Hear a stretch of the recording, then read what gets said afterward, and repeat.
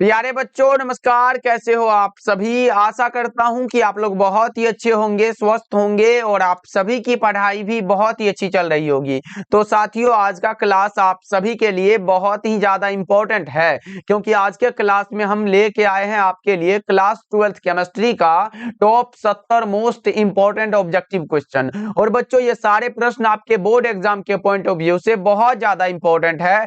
तो आज के क्लास को बिल्कुल ध्यान से देखिएगा और आज के क्लास में दिए जाने वाले इन सारे प्रश्नों को आप लोग अच्छे से याद भी करते चलिएगा, क्योंकि इस प्रकार के प्रश्नों के आपके बोर्ड एग्जाम में पूछे जाने के चांसेस बहुत ज्यादा होते हैं। ओके, देखिए पहला नंबर सवाल आपके सामने है, आपके फोन के स्क्रीन पर है। तो सारे बच्चे हमारे साथ चैट सेक्शन में आंसर को भी लगाते चलिएगा, जिससे कि आपको पता चलेगा कि इस 70 ऑब्जेक्टिव में आपको पहले से कितना याद था। देखिए पहला नंबर सवाल पूछा जा रहा है, निम्नलिखित में कौन आयनिक क्रिस्टल है। बच्चों आपको बताना है निम्न में कौन सा है जो आयनिक क्रिस्टल का एक एग्जांपल है। तो बच्चों आपको पता होगा कि क्रिस्टल 4 प्रकार के होते हैं। एक होता आयनिक क्रिस्टल, दूसरा होता सह संयोजक क्रिस्टल, तीसरा होता आणविक क्रिस्टल और चौथा होता धात्विक क्रिस्टल। इसमें से एक हमारा आयनिक क्रिस्टल होता है, उसका एग्जांपल आपसे पूछा गया, जिसमें आयन होगा वही ना होगा। बच्चों देखो, साधारण नमक यानी कि NaCl बच्चों ये आयनिक क्रिस्टल का एग्जांपल होता है, इसलिए करेक्ट आंसर क्या होगा? ऑप्शन नंबर सी बिल्कुल करेक्ट हो जाएगा।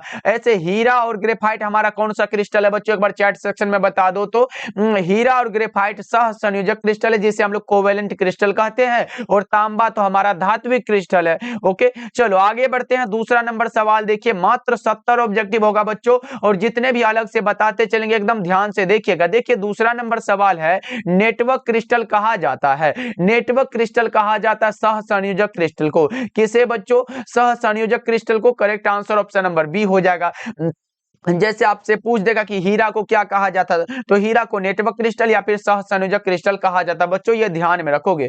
ओके चलो तीसरा नंबर सवाल का जवाब जल्दी से लगा दो। तीसरा नंबर सवाल पूछा जा रहा है, निम्नलिखित में किस प्रकार के दोष के कारण क्रिस्टल के घनत्व में कमी होती है। अगर क्रिस्टल के घनत्व में कमी आ रही है बच्चों, इसका मतलब वो शॉर्टकी डिफेक्ट है। कौन सा बच्चों? शॉर्टकी दोष के कारण। Correct answer option number B हो जाएगा, क्योंकि फ्रेंकल दोष में तो क्रिस्टल का घनत्व क्या होता है? अपरिवर्तित रहता है। ओके चलो आगे बढ़ते हैं। फोर्थ नंबर सवाल का जवाब जल्दी से लगा दो। निम्नलिखित में कौन फेरो चुंबकीय पदार्थ है? बताओ बच्चों, which of the following is a ferromagnetic material? कौन सा होगा? हमें तो लग रहा है Fe3O4। Correct answer option number B हो जाएगा। हमारे साथ बच्चों आंसर को लगाते चलो, याद करते चलो, बहुत ज्यादा इंपॉर्टेंट है। चलो आगे बढ़ते हैं। पांचवा नंबर सवाल का जवाब बता दो। CsCl क्रिस्टल की संरचना होती है। सीजियम क्लोराइड अगर पूछे बच्चों, अगर पूछे NaCl, पहले NaCl पूछ सकता है, तो NaCl क्रिस्टल की संरचना फलक केंद्रित में होती है, जबकि CsCl क्रिस्टल की संरचना BCC यानी कि बॉडी सेंटर्ड में होती है बच्चों।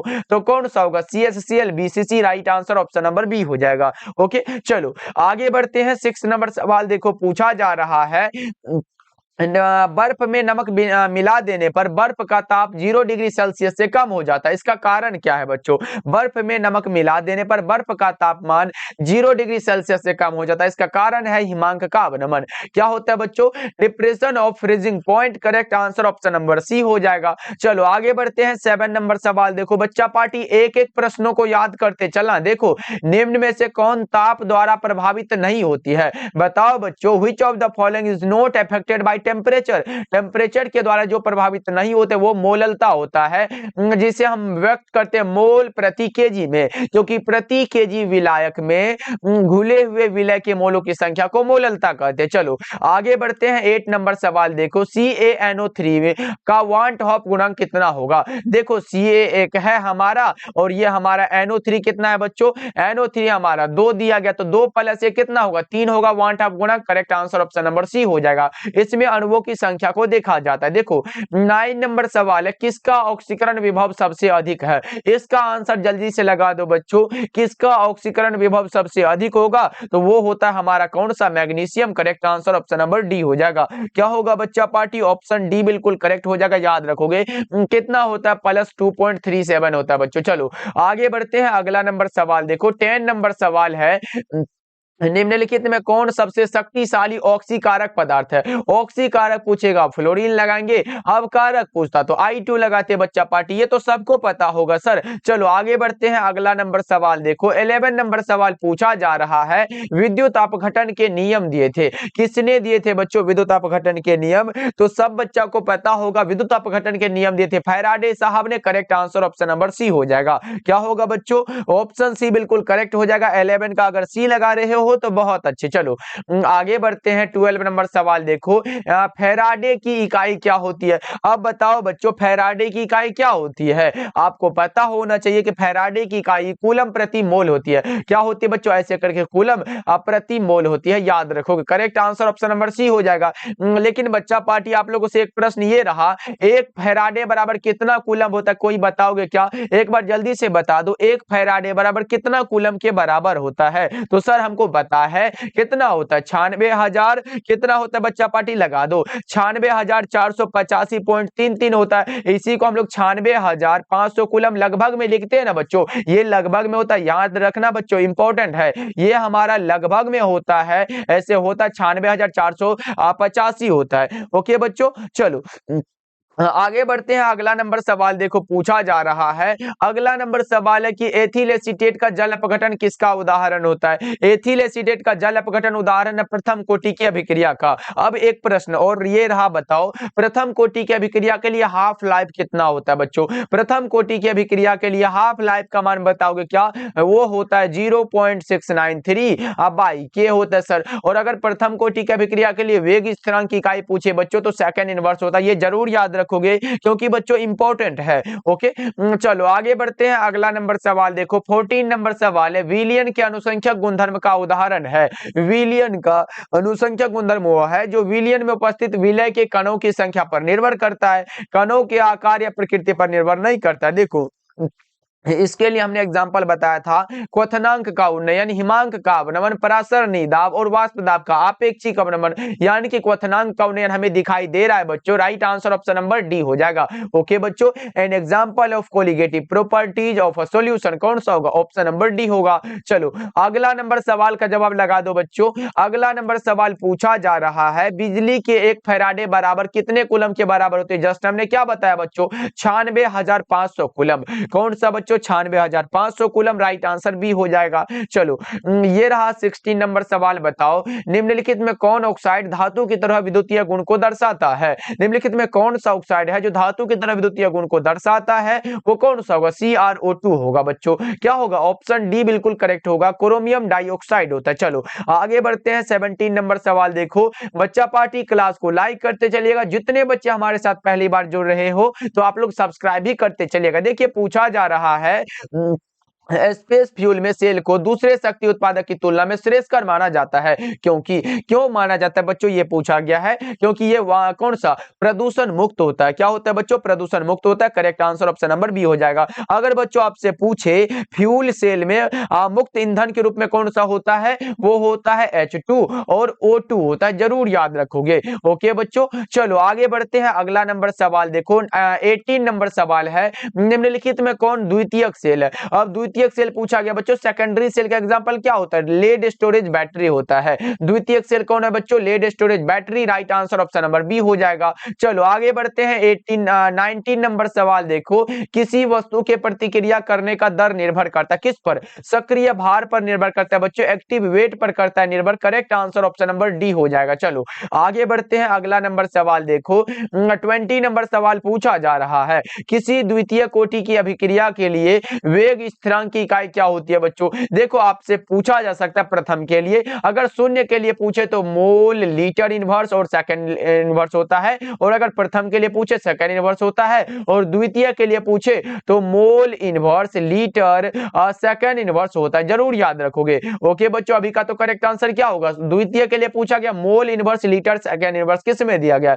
मोल इनवर्स लीटर सेकंड इनवर्स। हमें तो लगता है कि ऑप्शन सी करेक्ट हो जाएगा, mole inverse litre second inverse. Option C अगर आप लोग लगा रहे हो तो बच्चों बिल्कुल करेक्ट हो जाएगा। चलो आगे बढ़ते हैं, अगला नंबर सवाल देखो 21 नंबर सवाल है, किस कोटि की अभिक्रिया के लिए वेग तथा वेग स्थिरांक की इकाई समान होती है? समान होने वाला कौन सा बच्चों? शून्य कोटि की अभिक्रिया होता है। और बच्चा पार्टी एक इंपॉर्टेंट बात है, जितने भी बच्चे को लगता है सर अभी भी हमारे सब्जेक्टिव का तैयारी बिल्कुल नहीं हुआ है, लास्ट टाइम में क्या पढ़े कि अच्छा नंबर ला सकते हैं, तो बच्चों हमने जो आपके लिए तैयार किया है फिजिक्स, केमिस्ट्री और बायोलॉजी के इंपॉर्टेंट क्वेश्चन वाला नोट्स, यानी कि आपको एक विषय में हम आपको 50 से 60 सब्जेक्टिव क्वेश्चन दे रहे हैं और मात्र 200 ऑब्जेक्टिव दे रहे हैं। अगर बच्चों इतना को याद कर लेते हो तो एक सब्जेक्ट में 80 नंबर की गारंटी हम लेते हैं बच्चों। बस आपका मेहनत होना चाहिए, जितना मिलेगा ऐसे बच्चों याद भी कर सकते हो। अगर एक दिन में 10 भी क्वेश्चन याद करोगे, ऐसे करना ही पड़ेगा बच्चों, क्योंकि बहुत कम समय बचा है। एक दिन में अगर आप 10 भी क्वेश्चन को याद कर लेते हो अच्छे से, तो ये नोट्स आराम से खत्म कर सकते हो।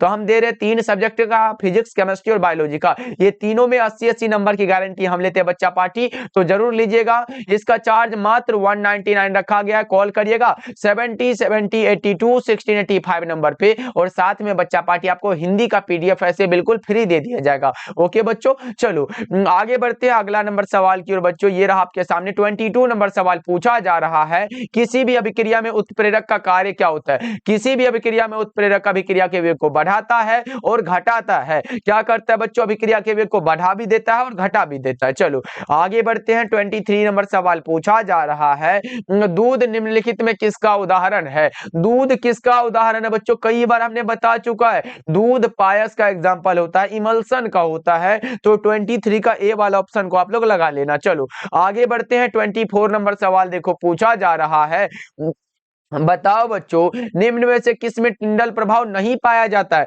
अब नहीं जिसमें पाया जाता है वो चीनी का घोल होता है। क्या होता है बच्चों? चीनी के घोल में नहीं पाया जाता। 24 का करेक्ट आंसर ए हो जाएगा। चलो 25 नंबर सवाल का जवाब बता दो, निम्नलिखित में कौन लायोफिलिक कोलाइड है? लायोफिलिक मतलब द्रव स्नेही बच्चों, एक होता है लायोफोबिक और दूसरा होता है लायोफिलिक। और लायोफिलिक को द्रव स्नेही कहते हैं, लायोफोबिक को द्रव विरागी कहते हैं। लायोफिलिक का एग्जाम्पल गम हो जाएगा, गोंद हो जाएगा बच्चों। Correct answer option number B हो जाएगा। चलो आगे बढ़ते हैं। अगला नंबर सवाल देखो 26 नंबर सवाल है, निम्नलिखित में से किस विधि के द्वारा कोलाइडी विलयन का शोधन किया जाता है? कोलाइडी विलयन का शोधन अपोहन के द्वारा होता है। किसके द्वारा बच्चों? अपोहन के द्वारा। राइट आंसर सी हो जाएगा। चलो गैलेना किसका अयस्क होता है बच्चों? गैलेना का सूत्र जानते हो क्या? गैलेना का सूत्र पीबीएस होता है। ये क्या है बच्चों? लेड है ना बच्चों। करेक्ट आंसर बी हो जाएगा। गैलेना किसका अयस्क है? पीबी का अयस्क है बच्चों। Right answer option number B हो जाएगा। चलो आगे बढ़ते हैं। अगला नंबर सवाल देखो 28 नंबर सवाल है, कॉपर पायराइट का सूत्र क्या होता है? इंपॉर्टेंट क्वेश्चन है,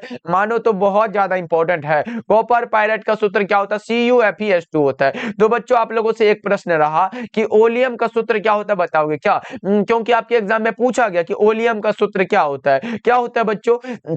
जल्दी से बता दो क्या होता है? H2 होता है, S2 और O7, ये क्या है? ओलियम का सूत्र है। एक बार पूछा गया था कि नाइट्रिक अम्ल का क्या होता है बच्चों? HNO3 होता है ना नाइट्रिक अम्ल का। ये सब आपको याद होगा बच्चों। चलो आगे बढ़ते हैं। अगला नंबर सवाल देखो 29 नंबर सवाल है, एल्यूमिनियम का अयस्क कौन सा है? एल्यूमिनियम का हम जानते हैं कि सर बॉक्साइट होता है। एल्यूमिनियम का अयस्क है बॉक्साइट। क्या होगा 29 का बच्चा पार्टी?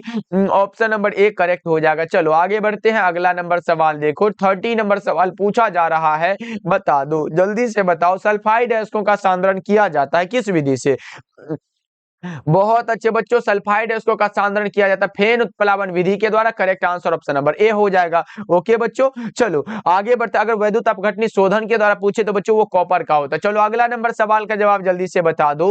31 नंबर सवाल है, वात्या भट्टी में निम्नलिखित में किस ऑक्साइड का अपचयन होता है? बच्चों ये सब क्वेश्चन बैंक का सवाल है बच्चों, लगा दो। वात्या भट्टी में जिस ऑक्साइड का अपचयन होता है वो आयरन का ऑक्साइड होता है। कौन सा होता है बच्चों? आयरन का ऑक्साइड है। करेक्ट आंसर ए हो जाएगा। चलो 32 नंबर सवाल पूछा जा रहा है आप लोगों से, निम्नलिखित में से किस धातु के निष्कर्षण के लिए साइनाइड विधि का उपयोग होता है? साइनाइड विधि का उपयोग किसके लिए होता है बच्चों? वो होता है सोना और चांदी के लिए। बच्चों एजी रहे या फिर एयू रहे, दोनों में से कोई रहे तो उसका जो है निष्कर्षण होता है वो साइनाइड विधि के द्वारा ही होता है। चलो आगे बढ़ते हैं। अगला नंबर सवाल देखो 33 नंबर सवाल है, धातु के ऑक्साइड को कार्बन या कार्बन मोनोऑक्साइड के द्वारा धातु में अपकृत करने की क्रिया कहलाती है? धातु के ऑक्साइड को कार्बन या कार्बन मोनोऑक्साइड के द्वारा धातु में अपकृत करने की क्रिया क्या कहलाएगी बच्चों? ये आपको बताना है। ये प्रक्रिया कहलाती है प्रगलन। क्या कहलाती है बच्चों? प्रगलन कहलाती है। सही आंसर ऑप्शन नंबर ए हो जाएगा। चलो आगे बढ़ते हैं 34 नंबर सवाल देखो।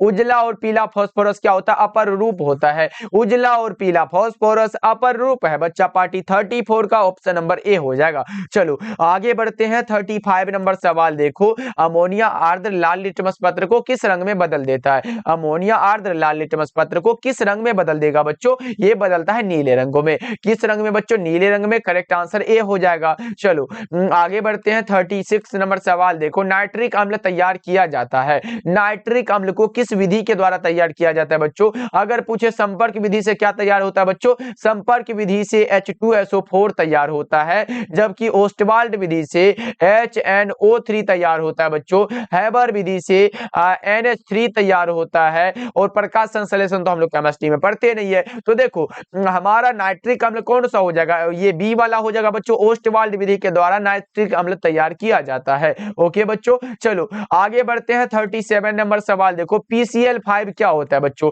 फॉस्फोरस पेंटाक्लोराइड जो होता है बच्चों, ये क्या होता है ये आपको बताना है। ये एक प्रकार का ऑक्सीडाइजिंग एजेंट होता है। क्या है? ऑक्सीकारक है। Correct answer option number A हो जाएगा। चलो हाँ, आगे बढ़ते हैं। अगला नंबर सवाल देखो। विस्मत की सबसे अस्थायी ऑक्सीकरण अवस्था कितनी है? विस्मत की सबसे अस्थायी ऑक्सीकरण अवस्था +3 होती है। राइट आंसर हमारा ऑप्शन नंबर ए हो जाएगा बच्चों। चलो आगे बढ़ते हैं 39 नंबर सवाल देखो। कार्बोनिल ग्रुप में कार्बन परमाणु कैसा होता है? sp2 हाइब्रिडाइज्ड होता है। sp2 प्रसंकरित होता है। करेक्ट आंसर बी हो जाएगा। चलो अगला नंबर सवाल है। निम्नलिखित में कौन ऑर्थोफॉस्फोरिक अम्ल का अणुसूत्र है बच्चों? बता दो। ऑर्थोफॉस्फोरिक अम्ल का जो अणुसूत्र होता है वो होता है H3PO4 होता है। क्या होता है? H3PO4 होता है। याद रखोगे आप लोग। चलो आगे बढ़ते हैं। अगला नंबर सवाल देखो। 41 नंबर सवाल है। H2SO4 क्या होता है? अब यहाँ पे सल्फ्यूरिक एसिड लिख दिया। अब बोलता है ये क्या है? तो बच्चों सल्फ्यूरिक अगर एसिड है तो ये एसिड ही ना रहेगा, कौन सा? अम्ल हो जाएगा। सही आंसर ऑप्शन नंबर ए हो जाएगा। चलो आगे बढ़ते हैं 42 नंबर सवाल देखो। निम्नलिखित में कौन ऑक्साइड है, कौन सा है जो ऑक्सीकारक एवं अवकारक दोनों की तरह व्यवहार करता है? वो SO2 होता है। क्या होता है बच्चों? सल्फर डाइऑक्साइड है। Correct answer option number C हो जाएगा 42 का। ओके बच्चों, चलो आगे बढ़े क्या बच्चा पार्टी? अगला नंबर सवाल का जवाब जल्दी से लगा दो। अगला नंबर सवाल है। ओलियम का सूत्र क्या होता है बच्चों? हमने क्या बताया? ओलियम का सूत्र भी आपके एग्जाम में पूछा जा चुका है। क्या होता है? H2S2O7। क्या होता है बच्चों? H2S2O7। करेक्ट आंसर क्या होगा?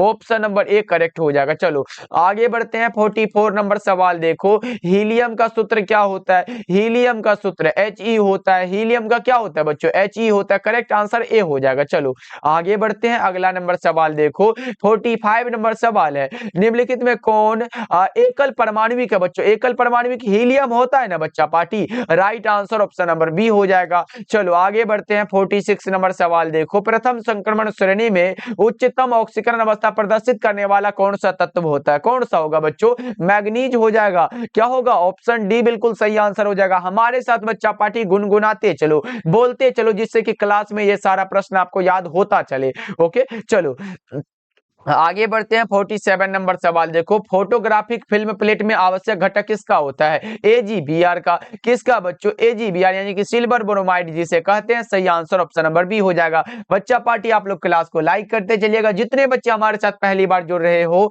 सब्सक्राइब भी करते चलिएगा। देखिए 48 नंबर सवाल है। संक्रमण तत्व को और भी नाम से जाना जाता है। संक्रमण तत्व को बच्चा पार्टी कौन सा डी ब्लॉक एलिमेंट्स होता है ना, ट्रांजिशन एलिमेंट्स किसे कहते हैं? D block elements. अगर अंतः संक्रमण तत्व होता वो F ब्लॉक हो जाता। ये भी आप लोग याद रखोगे। चलो आगे बढ़ते हैं 49 नंबर सवाल देखो। सिनेबार कहा जाता है। सिनेबार किसे कहा जाता है? HGS को। सिनेबार कहा जाता है HGS को। करेक्ट आंसर ए हो जाएगा। ओके बच्चों, चलो आगे बढ़ते हैं। अगला नंबर सवाल देखो। निम्नलिखित में कौन सा तत्व प्रकृति में मुक्त अवस्था में पाया जाता है? एकदम मुक्त अवस्था में कौन सा बच्चों? सोना हो जाएगा ना।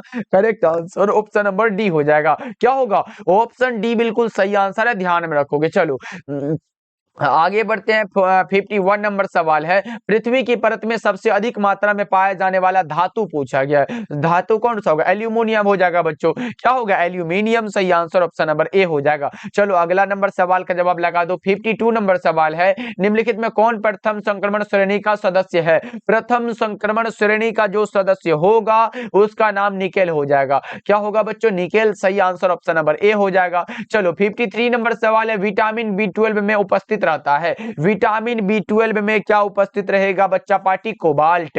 विटामिन बी 12 में कोबाल्ट होता है। चलो आगे बढ़ते हैं। सभी लिगेंड कैसे होते हैं? सभी लिगेंड का नाम बताओ कैसे होते हैं बच्चों? 54 नंबर सवाल का जवाब सभी लिगेंड होते हैं लुईस भस्म। करेक्ट आंसर बी हो जाएगा। चलो आगे बढ़ते हैं। 55 नंबर सवाल देखो, समन्वय यौगिकों के लिए सबसे पहला महत्वपूर्ण सिद्धांत किसके द्वारा दिया गया था? बताओ बच्चों, समन्वय यौगिकों के लिए सबसे पहला महत्वपूर्ण सिद्धांत किसने दिया था? वर्नर साहब ने। करेक्ट आंसर सी हो जाएगा। चलो आगे बढ़ते हैं। 56 नंबर सवाल देखो, निम्नलिखित में किस यौगिक का उपयोग अग्निशामक में होता है? अग्निशामक में किसका उपयोग होगा बच्चों? बताओ अग्निशामक में जिसका उपयोग होता है उसका नाम बताओ। Carbon tetrachloride. सही आंसर क्या होगा? CCl4 होता है। ओके बच्चों, चलो 57 नंबर सवाल का जवाब लगा दो बच्चों। ये रहा, एल्कील हैलाइड का प्रयोग निम्नलिखित में किसके निर्माण में होता है? एल्कील हैलाइड का प्रयोग जिसके निर्माण में होता है वो एल्केन होता है, एल्कीन होता है और एल्कोहल होता है। ये सारा का सारा होता है बच्चों। करेक्ट आंसर डी हो जाएगा। चलो अगला नंबर सवाल देखो, 58 नंबर सवाल है, SN2 क्रियाविधि में निर्माण होता है। SN2 क्रिया में विधि में संक्रमण अवस्था का निर्माण होता है।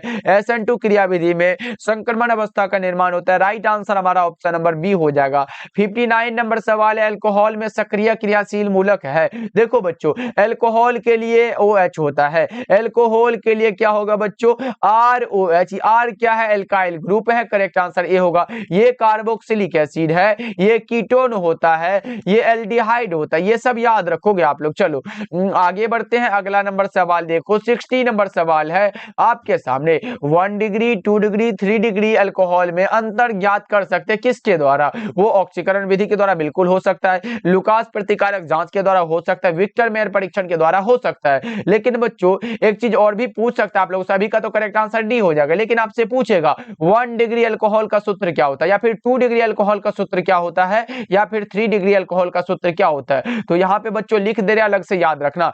1 डिग्री के लिए CH2OH होता है। क्या होता है हमारे साथ बोल लो? CH2OH 1 degree. 2 डिग्री CHOH ये 2 डिग्री है, और COH क्या होता है? ये हमारा 3 डिग्री अल्कोहल होता है। याद रख लो, ये इंपॉर्टेंट है, ऐसे ऑब्जेक्टिव में आएगा तो आप लोग लगा के आओगे। ओके चलो आगे बढ़ते हैं। अगला नंबर सवाल का जवाब बताओ, प्राइमरी अल्कोहल का उत्प्रेरक निर्जलीकरण से क्या मिलता है? प्राइमरी अल्कोहल का उत्प्रेरक निर्जलीकरण से क्या मिलेगा बच्चों? बहुत इंपॉर्टेंट है। प्राइमरी अल्कोहल यानी कि कह सकते हो कि RCH2OH होता है, इसके ऑक्सीकरण से क्या मिलता है बच्चों? ऑक्सीकरण से हमें क्या मिलता है? RCHO मिलता है। अगर फिर से इसका ऑक्सीकरण अगर करा देते हैं बच्चों, इसका ऑक्सीकरण फिर से कराते हैं तो RCOOH भी मिल जाता है। यानी कि देखो, पहला अवयव हमारा एल्डिहाइड प्राप्त हुआ, जबकि दूसरा अवयव कार्बोक्सिलिक एसिड प्राप्त हुआ। लेकिन बच्चों अगर यहां पूछे पहला अवयव कौन सा? एल्डिहाइड होगा, दूसरा अवयव कार्बोक्सिलिक एसिड होगा। ये दोनों में से अगर कोई एग्जांपल में मिल जाए तो हमारा एल्डिहाइड दिया गया। करेक्ट आंसर डी हो जाएगा। ओके बच्चों,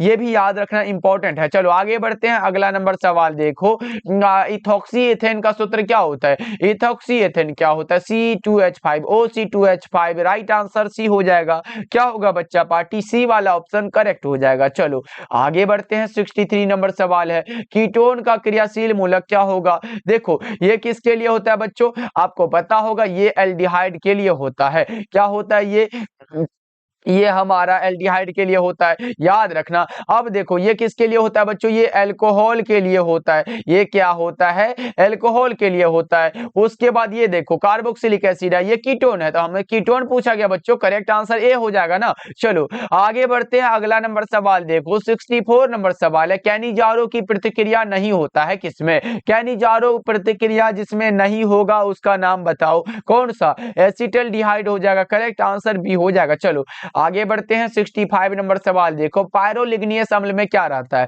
पायरोलिग्नियस अम्ल में बच्चा पार्टी 10% एसिटिक एसिड होता है। पायरोलिग्नियस अम्ल में 10% एसिटिक एसिड है। करेक्ट आंसर सी हो जाएगा। चलो अगला नंबर सवाल का जवाब लगा दो। 66 नंबर सवाल है, एसिटामाइड कैसा होता है? अब बताओ एसिटामाइड कैसा होगा बच्चों? बताओ कैसा? उभयधर्मी होता है क्या? एसिटामाइड उभयधर्मी है। करेक्ट आंसर सी हो जाएगा। चलो 67 नंबर सवाल है, एक यौगिक जलांशन के पश्चात 1 डिग्री एमीन देता है, तो यह यौगिक कौन सा होगा ये बताना है आपको। कौन सा ये यौगिक है बच्चों, जल्दी से बताओ। 67 नंबर सवाल पूछा जा रहा है, कौन सा, साइनाइड होगा, एमाइड होगा, कौन सा होगा, या फिर एनिलालाइड होगा? ये साइनाइड होता है, सही आंसर ऑप्शन नंबर सी हो जाएगा। चलो आगे बढ़ते हैं, अगला नंबर सवाल देखो। 68 नंबर सवाल है, निम्नलिखित शुगर में सबसे मीठा कौन होता है? कौन सा है जो सबसे मीठा होता है बच्चों, ये बताना है। तो वो फ्रक्टोज होता है, करेक्ट आंसर डी हो जाएगा। चलो आगे बढ़ते हैं, 69 नंबर सवाल देखो। स्टार्च के जल अपघटन में निम्नलिखित में किस एंजाइम का उपयोग होता है? स्टार्च के जल अपघटन में डाइस्टेज का उपयोग होता है। स्टार्च के जल अपघटन में जिस एंजाइम का उपयोग होता है वो डाइस्टेज होता है बच्चों। चलो आगे बढ़ते हैं, 70 नंबर सवाल देखो। COOH ग्रुप के अलावा एमिनो अम्ल में पाया जाता है। COOH बच्चों देखो, एमिनो और एसिड दोनों है ना बच्चों, तो यहाँ पे देखो एसिड हमारा मिल गया, अब एमीन वाला ग्रुप खोज लो, कौन सा, NH2 दिया गया, correct answer option number B हो जाएगा, करेक्ट हो जाएगा बच्चों। ओके चलो, आज का क्लास आपको कैसा लगा कमेंट करके बताना बच्चा पार्टी। जितने बच्चे नए नए जुड़ रहे हो सब्सक्राइब करते चलिएगा और क्लास को आप लोग लाइक भी कर दीजिएगा। मिलते हैं फिर अगले क्लास में। डेली क्लास का टाइम शाम के 6 बजे है और शाम के 8 बजे। आप लोग अपना ध्यान रखिएगा, मिलते हैं फिर।